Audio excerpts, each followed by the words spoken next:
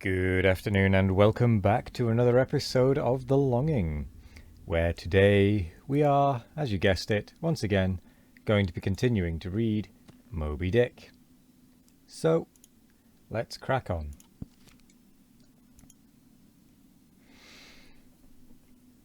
Book 2, Octavo, Chapter 2, Blackfish.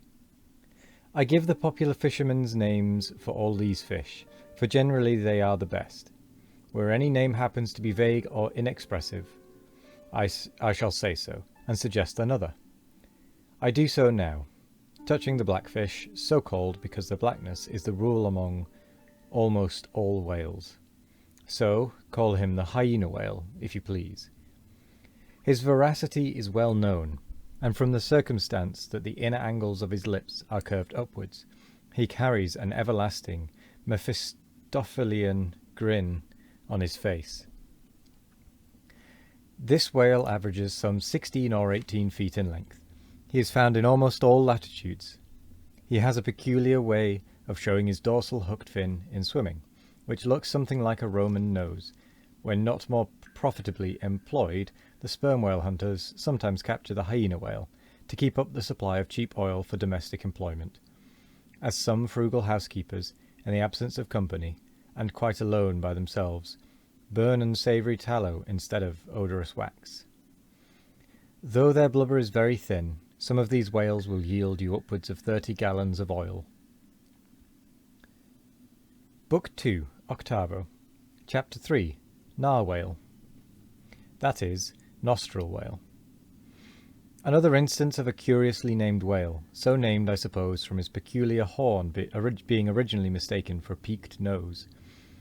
The creature is some 16 feet in length, while its horn averages 5 feet, though some exceed 10 and even attain to 15 feet.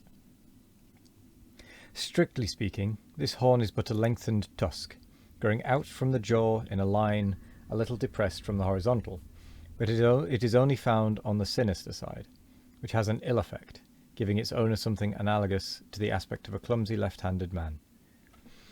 What precise purpose this ivory horn or lance answers, it would be hard to say.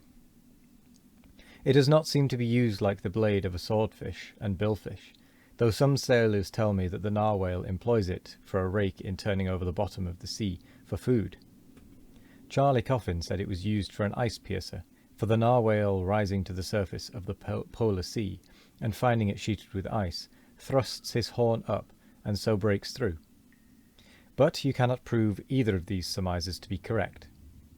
My own opinion, however, is that however this one-sided horn may really be used by the narwhal, however that may be, it would certainly be very convenient to him for a folder in reading pamphlets.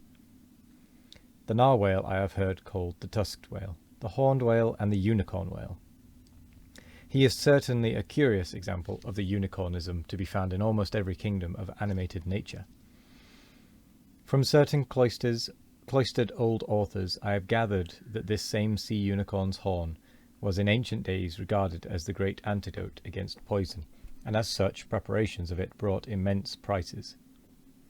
It was also distilled to a volatile salts for fainting ladies, the same way that the horns of the male deer are manufactured into hartshorn.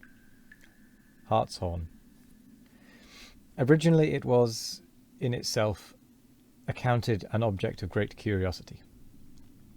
Blackletter tells me that Sir Martin Frobisher, on his return from that voyage, when Queen Bess did gallantly wave her jewelled hand to him from a window of Greenwich Palace, as his bold ship sailed down the Thames, when Sir Martin returned from that voyage, saith Blackletter, on bended knees he presented to her Highness a prodigious long horn of the narwhal, which for a long period after hunting in the castle at Windsor, an Irish author avers that the Earl of Leicester on bended knees did likewise present to her Highness another horn, pertaining to a land beast of the unicorn nature. The narwhal has a very picturesque leopard-like look, being of a milk-white ground colour, dotted with round and oblong spots of black. His oil is very superior, clear and fine, but there is little of it, and he is seldom hunted. He is mostly found in the circumpolar seas. Book 2, Octavo, Chapter 4, Killer. Of this whale little is precisely known to the Nantucketer, and nothing at all to the professed naturalist. From what I have seen of him at a distance, I should say that he was about the bigness of a grampus. He is very savage, a sort of Fiji fish. He sometimes takes the great folio whales by the lip, and hangs there like a leech, till the mighty brute is worried to death. The killer is never hunted. I never heard what sort of oil he has. Exception might be taken to the name bestowed upon this whale, on the ground of its indistinctness. For we are killers. We are all killers, on land and on sea, Bonapartes and sharks included. Book 2, Octavo, Chapter 5, Thrasher. This gentleman is famous for his tail, which he uses for a ferule in thrashing his foes. He mounts the folio whale's back, and as he swims he works his passage by flogging him, as some schoolmasters get along in the world by a similar process. Still less is known of the thrasher than of the killer. Both are outlaws, even in the lawless seas. Thus ends Book 2, Octavo, and begins Book 3, Duodecimo. Duodecimos. These include the smaller whales. 1. The huzzar porpoise. 2. The algerine porpoise. 3. The mealy-mouthed porpoise. To those who have not chanced so specially to study the subject, it may possibly seem strange that fishes not commonly exceeding 4 or 5 feet should be marshalled among whales. A word which, in the popular sense, always conveys an idea of hugeness. But the creatures set down above as duodecimos are infallibly whales by the terms of my definition of what a whale is, i.e. a spouting fish with a horizontal tail. Book 3, Duodecimo. Chapter 1, Huzzar porpoise. This is the common porpoise found almost all over the globe. The name is of my own bestowal, for there are more than one sort of porpoises, and something must be done to distinguish them. I call him thus because he always swims in hilarious shoals, which upon the broad sea keep tossing themselves to heaven like caps in a 4th of July crowd. Their appearance is generally hailed with delight by the mariner. Full of fine spirits they invariably come from the breezy billows to windward. They are the lads that will always live before the wind. They are accounted a lucky omen. If you yourself can withstand 3 cheers at beholding these vivacious fish, then heaven help ye. The spirit of godly gamesomeness is not in ye. A well-fed, plump huzzar porpoise will yield 1 good gallon of good oil, but the fine and delicate fluid extracted from his jaws is exceedingly valuable. It is in request among jewellers and watchmakers. Sailors put it on their hones. Porpoise meat is good eating, you know. It may never have occurred to you that a porpoise spouts. Indeed, his spout is so small that it is not very readily discernible. But the next time you have a chance, watch him, and you will then see the great sperm whale himself in miniature. Book 3, Duodecimo, Chapter 2, Algerine porpoise. A pirate, very savage. He is only found, I think, in the Pacific.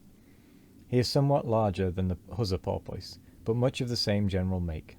Provoke him, and he will buckle to a shark. I have lowered for him many times, but never yet saw him captured. Book 3, Duodecimo, Chapter 3, Mealy-mouthed porpoise. The largest kind of porpoise, and only found in the Pacific, so far as it is known. The only English name by which he has hitherto been designated is that of the fishers, right whale porpoise, from the circumstance that he is chiefly found in the vicinity of that folio. In shape he differs in some degree from the huzzar porpoise, being of a less rotund and jolly girth. Indeed, he is of quite a neat and gentlemanlike figure. He has no fins on his back, most of the porpoises have. He has a lovely tail and sentimental Indian eyes of a hazel hue. But his mealy mouth spoils all. Though his entire back down to his side fins is of a deep sable, yet a boundary line, distinct as the mark in a ship's hull, called the bright waist, that line streaks him from stem to stern, with 2 separate colours, black above and white below. The white comprises part of his head, and the whole of his mouth, which makes him look as if he had just escaped from a felonious visit to a meal bag. a most mean and mealy aspect. His oil is much like that of the common porpoise. But beyond the duodecimo, this system does not proceed. Inasmuch as the porpoise is the smallest of the whales, above you have all the leviathans of note, but there are a rabble of uncertain fugitive, half-fabulous whales, which as an American whaleman I know by reputation, but not personally. I shall enumerate them by their forecastle appellations, for possibly such a list may be valuable to future investigators, who may complete what I have here but begun. If any of the following whales shall hereafter be caught and marked, then he can readily be incorporated into this system, according to his folio, octavo or duodecimo magnitude.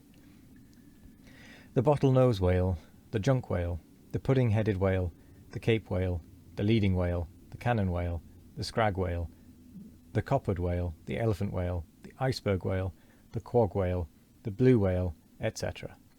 From Icelandic, Dutch, and Old English authorities there might be quoted other lists of uncertain whales, blessed with all manner of uncouth names, but I omit them as altogether obsolete, and can hardly help suspecting them for mere sounds, full of leviathanism, but signifying nothing. Finally, it was stated at the outset that this system would not be here and at once perfected.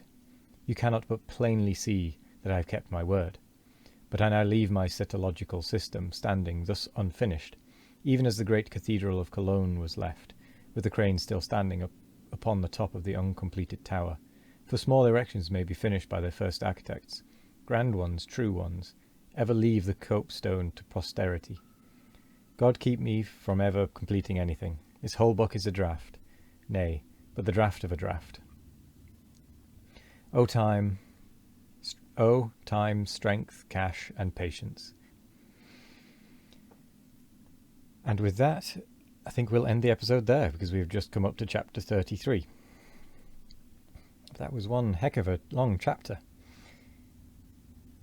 So yes, thank you very much for joining me today. I hope you all have a wonderful morning, evening, afternoon, or night, no matter what time of day it is. I hope you all have a wonderful one of it. And as always, we will be back tomorrow with more of The Longing. Goodbye.